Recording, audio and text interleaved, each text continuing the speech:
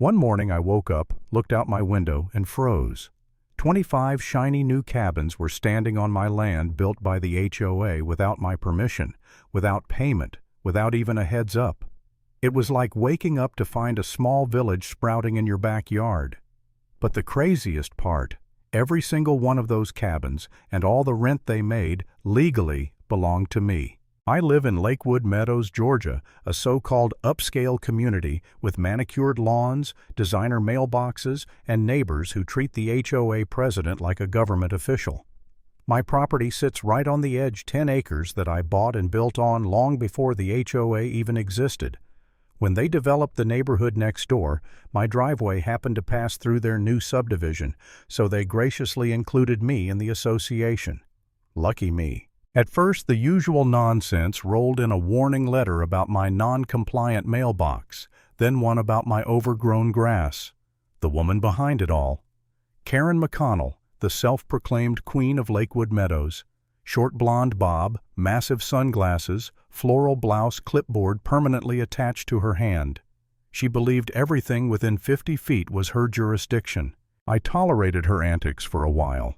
I figured it was easier to smile and nod than to argue with a woman who treated bylaws like sacred scripture. But then came the morning that changed everything. From my porch I saw bulldozers and concrete trucks rumbling along the far edge of my property. A full construction crew, helmets, cranes, the works. I'm a contractor myself. I know a legitimate job site when I see one. But this wasn't mine, so I grabbed my coffee, jumped in my truck, and drove down there. A worker looked up from his blueprint when I asked what was going on. "Building rental cabins for the HOA," he said, shrugging.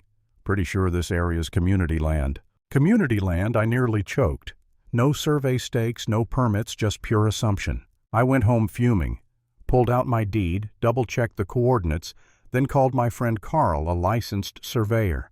He came by the next morning, set up his equipment, did some measurements, and his face turned pale.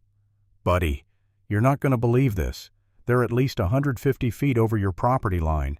Everything they've built so far, technically yours." Turns out Karen and the HOA board had some grand plan to boost community revenue. They wanted a row of vacation cabins by the lake to rent out to weekend travelers. Their entire idea was based on an outdated Google Maps screenshot. They thought the open area near the lake was theirs. Spoiler, it wasn't. It was mine and always had been. Now I could have stopped them right there, but dealing with HOA, Karen had taught me one valuable lesson. Sometimes the best revenge is silence, so I did nothing. I sat back and watched them dig their own hole, literally. For weeks I'd sit on my porch with a glass of lemonade watching trucks pour foundations, crews frame the walls, plumbers run pipes. Every day Karen strutted around in her sun hat like she was overseeing a royal estate. She even bragged about the community cabins on Facebook. Exciting news, everyone. Our brand new HOA rental cabins are underway by the lake.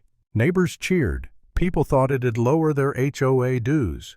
Meanwhile, I was sipping lemonade thinking, "You're building me 25 free cabins." About a month in, I finally walked over while Karen was talking to some contractors. "Hey Karen," I said casually. "Cabins look great. You got the permits squared away for my land, right?" She blinked. "Your land?" "Oh, honey, no.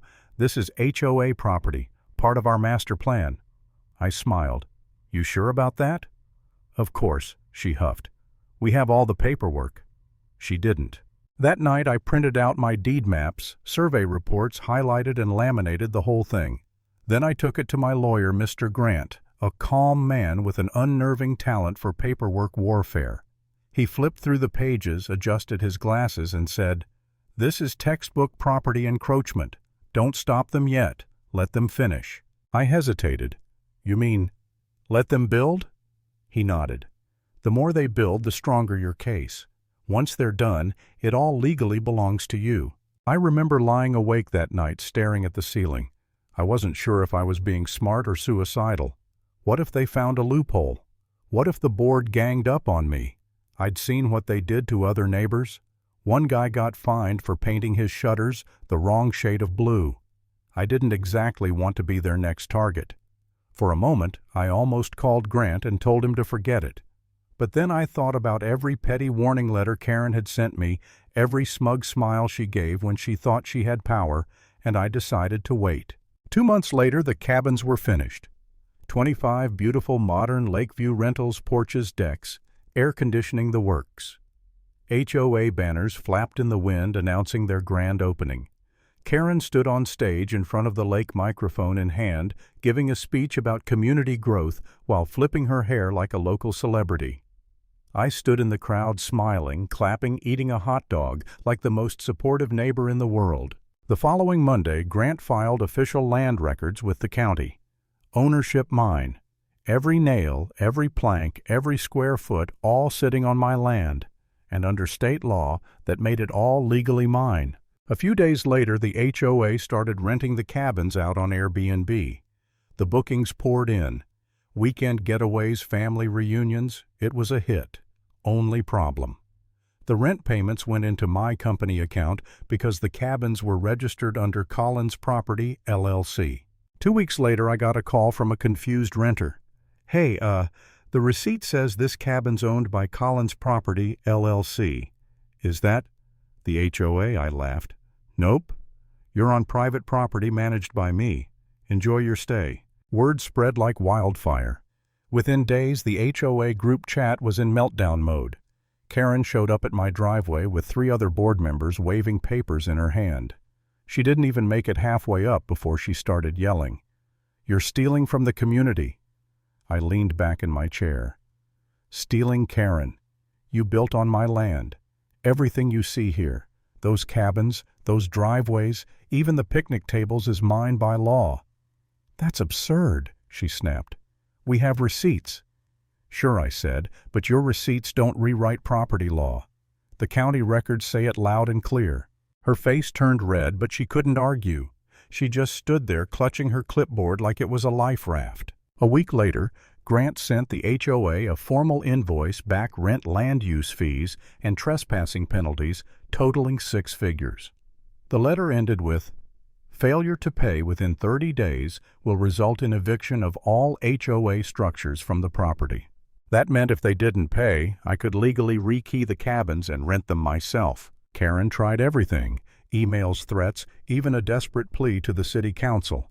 But the county surveyor confirmed it in writing. All 25 structures are located on private property owned by Ethan Collins. The HOA didn't stand a chance, so I made them an offer. "You can keep managing the cabins," I said, "if you pay me 90% of the rental income and cover the taxes. Otherwise, start tearing them down." They caved faster than a wet paper plate. Within a month, the cabins were fully booked for summer. The HOA pretended to manage them for appearances, but everyone in town knew the truth. Every dollar went straight into my account. Karen. She resigned as president not long after. Tried to save face by calling it a clerical error. No one bought it. I heard she's now hosting a podcast about community leadership. Irony at its finest. Sometimes I'll be mowing the lawn when a neighbor stops by shaking his head. "Man, I still can't believe you let them build on your land." I grin. "Let them?" "Oh no, I invited them." Because here's the thing. Revenge doesn't always come from yelling, suing, or fighting.